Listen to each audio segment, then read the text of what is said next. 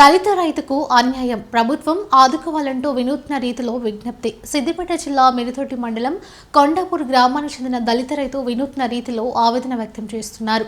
దళితులకు, పేదవారికి గతంలో కాంగ్రెస్ ప్రభుత్వం ఇందిరాగాంధీ స్కీమ్లో సర్వే నంబర్ 116 బండ లెవెల్ 2 ఎకరాల భూమిని 2006లో పంపిణీ చేసింది. గతంలో తమకు ఉన్న పట్టా భూమిని కొందరు అన్యాయంగా కబ్జా చేసి తమను భయభ్రాంతులకు గురి చేస్తున్నారని రైతు కోట గల్లరాజు మీడియాతో తన ఆవేదన వ్యక్తం చేశారు. తమకు ప్రాణహాని ఉందని, భార్య పిల్లల్ని కాపాడాలని ప్రభుత్వాన్ని కోరుతున్నారు.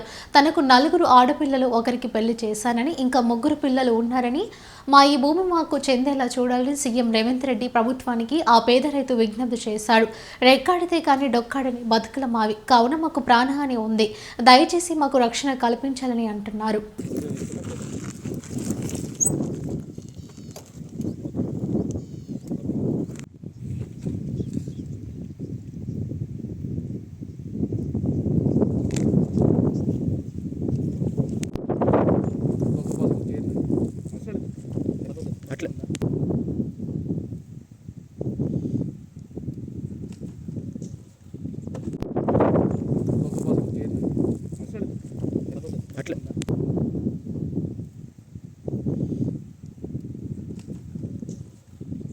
ఇందిరాగాంధీ ఫస్ట్ ప్రభుత్వం వచ్చినప్పుడు మా మాది వాళ్ళకు అందరికీ మనిషికి 1 ఎకరం కొనిచ్చారు. ఇందిరాగాంధీ ప్రభుత్వం ఆమె చచ్చిపోయిన మంచిగా ఉన్నా కానీ ఇలాంటికి ఇంత ఉంది. మళ్ళీ అదే ప్రభుత్వం వచ్చింది. బాండలే వల్ల గుండా మాదిరెడ్డి తాడ మాకు 100 లేని వాళ్ళకి అందరికీ మనిషికి ఎకరం భూమి కొనిచ్చింది. కన్న తల్లి అంటే ప్రేమ గుణ మా తల్లి. ఇవాళ మేము రిజిస్ట్రేషన్ చేసుకున్నాక రగ్బాలకి తొలగించా, దాన్ని మిస్గైడ్ చేసా, ఎట్లా చేసి ఈ సికింద్రాబాద్కు చెందిన వ్యక్తి మొత్తం కబ్జా పెట్టుకుంటూ ఇట్లా బెదిరించుకుంటూ ఇట్లా చేస్తుండు. ఇది ఏంటిదని అడిగితే పోలీసులతో దాడి చేయించి నా డాక్యుమెంట్స్ అని గుంజుకొని నా పాస్బుక్లను కొట్టేసుకుంటూ అది చేస్తుండు.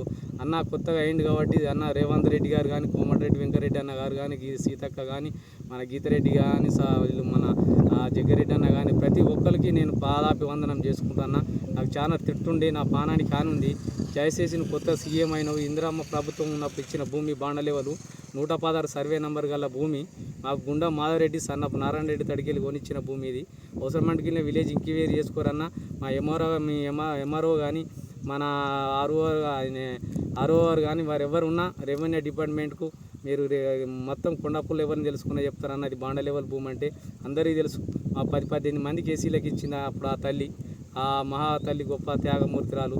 ఇవాళ అదే భూమి మాది మేము మిస్గైడ్ అయిందని పెట్టుకున్న దానికి మాకు మేడం చూపించి మేము సేనాలుకున్నాం. ఆల్రెడీ వారికి ఇలా బబ్బెరేసినప్పుడు ఎవరు రాలేదు, ఏం చేయలేదు, ఎవరు రాలేదు. ఇలా సికింద్రాబాద్ వ్యక్తి ఏమైనా వస్తుందంటే నాకు సత్యరెడ్డి అనే క్యాండిడేట్ అమ్మిండు ఆ 116 రా, నాకు అదే భూమి ఉంటుందని ఓ డాక్యుమెంట్ మొటిషన్ పేపర్ 2010లో అమ్మిన కాగితాలు పట్టుకొని వచ్చి నా మీద దాడి చేసుడు. అన్న పోలీసులకు డబ్బులు ఇచ్చి ఇది నా జీపుగా ఈడికి వచ్చుడు, నా పిల్లలు పోతూ ఈడికి వస్తారు, పాలన బెదిరించుడు చేసుడు ఇవన్నీ పెడుతురు. మరి ఏసైకి ఏం పాపం చేసినాం మేము? నువ్వు సత్యరెడ్డి తడ కొన్నావు, సత్యరెడ్డి తడ రిజిస్ట్రేషన్ చేసుకో, మేము కాదంటలేము. సత్యరెడ్డి తడ 2010లో కొన్నావు, ఇవాళ 24 దాకా నీ తడ మొటిషన్ ఉంది కానీ రిజిస్ట్రేషన్ లేదు. నువ్వు ఎవరి భూమి చేసుకొని వస్తున్నావు? మాది వాళ్ళ భూములు ఇట్లా ఎన్ని ఆడాడ కబ్జాలు పెట్టి ఇట్లా ఎన్ని రకాల ఇబ్బంది పెట్టుకుంటా ఇట్లా మీరు ఎన్ని చేసుకుంటా వచ్చారు. నాకు ప్రాణహాని ఉంది కాబట్టి అన్న సీఎం గారికి పాదాభివందనం చేసుకుంటూ, సీతక్క గారికి పాదాభివందనం చేసుకుంటూ నా ఫ్యామిలీ మొత్తం మీకు రుణపడి ఉంటాం.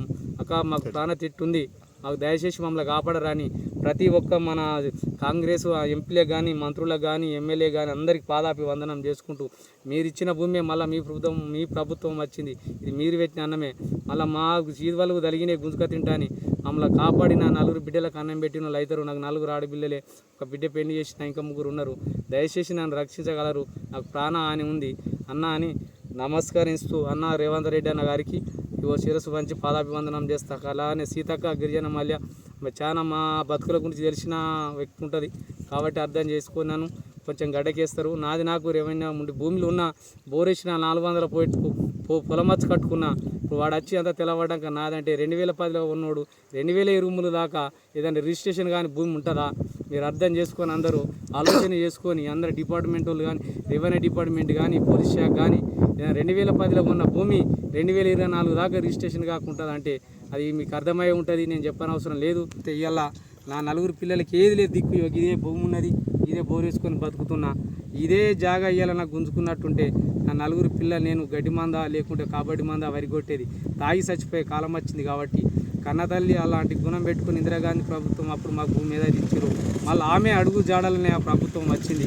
కాబట్టి మా ఎస్సీలకు న్యాయం జరుగుతుందని నేను అనుకుంటూ అన్న రేవంత్ అన్న గారికి, మన బట్టి విక్రమార్క అన్న గారికి, కొమ్మరెడ్డి అన్న గారికి, వెంకరెడ్డి అన్న గారికి, అందరికీ సీతక్క గారికి, పేరున అందరికీ కొన్ని పేర్లు నాకు తెలివై, కొండ సురేఖ గారికి, మన కొండమూల రెడ్డి గారికి అందరికీ పాదాభివందనం చేసుకుంటానున్న మంత్రులకు, ఎమ్మెల్యేకు, కాంగ్రెస్ వాళ్ళకు అందరికీ పాదాభివందనం చేసుకుంటూ సెలవు తీసుకుంటున్నా. మేము మాది వల్ల మాకు ఈ అన్యాయం జరగచ్చునా, ఇది ఏంది, ఇది మా మీద ఇంకా దాడులు, మాది వాళ్ళ మీద అక్రమాలు ఆగాయా పోలీసు వాళ్ళవి, ఈ మాది వాళ్ళ మీద ఇంతేనా మా బతుకు అంటే మేము మాది వాళ్ళగా పుట్టుడే మేము చేసిన పాపమా?